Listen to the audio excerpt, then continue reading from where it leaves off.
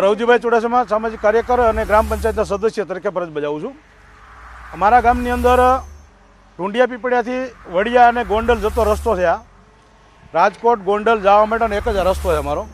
ત્યારે અમારે જે વરસાદના કારણે પાણી ભરાઈ જતું હતું એટલે અમને બહુ મુસીબતી ગામ લોકોની રજૂઆત હતી કે ભાઈ તમે ગમે તેમ બ્રિજ બનાવો. ત્યારે અમારા ઉર્જા મંત્રી શ્રી કૌશિકભાઈ વેકરીને અમે રજૂઆત કરી કે સાહેબ અમને એક આ પુલ બનાવી દો. ત્યારે એમને 60 થી 65 લાખ રૂપિયા મંજૂર કરી અને પુલ કામ મંજૂર થયું. ત્યારે એજન્સીને કામ મળ્યું, એજન્સીએ કામ ચાલુ કર્યું. એનું 1 વર્ષ થઈ ગયું. એકદમ ગોકળ ભક્તા ઢીલી ગતિથી કામ ચાલુ છે. 1 વર્ષથી કામ પૂરું કરવામાં નથી. લાઇન લેવલમાં કામ તદ્દન આઉટ છે.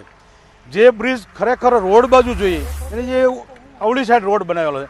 એટલે હવે કાર્યપાલકને આપણે બધા રજૂઆત કરીને કેવું છે કે તમે રિટર્નું આની થોડીક લંબાવો અને એકદમ સીધો પેલો પહેલાં અમે આમ ગઢ નાણાંની જેમ હાલતા હવે હાંડિયા પુલની જેમ હાલશું. આવો બ્રિજ બને છે. 2 ફૂટ ઊંડો જોતો હતો, ઊંડાની જગ્યાએ 2 ફૂટ અધર લઈ લીધો. એટલે ગામ લોકોને અત્યારે છે ને બધા એવી માંગણી કરે કે ભાઈ આમાં આપણે હાલશું કેમ.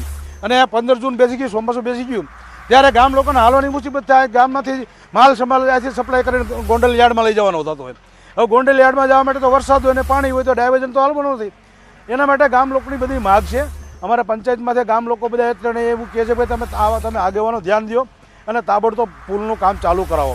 એટલે આજે કામ ચાલુ થયું. કાલે વીડિયોના યહાલથી અને કૌશિકભાઈ વેકરીને કાલે ફોન દ્વારા જાણ કરી, ચાવડા સાહેબને જાણ કરી. એટલે અત્યારે કામ ચાલુ છે. એવું કહે છે કે અમે 2-3 દિવસમાં કામ પૂરું કરી દઈએ, પણ રિટર્નનું આગળ વધારવી જોઈએ. એ ફાઇનલ રિટર્ન જો નહીં થાય તો આ હાલત હાંડિયા પુલ જેવી થાય. આટલું મારું કહેવાનું છે. પાયા નબળા છે, પાયા ઊંડા જે જોતા 2 ફૂટ પાયા લઈ જતા પાયા ખોદા નથી. એના ફોટા મારી પાસે છે.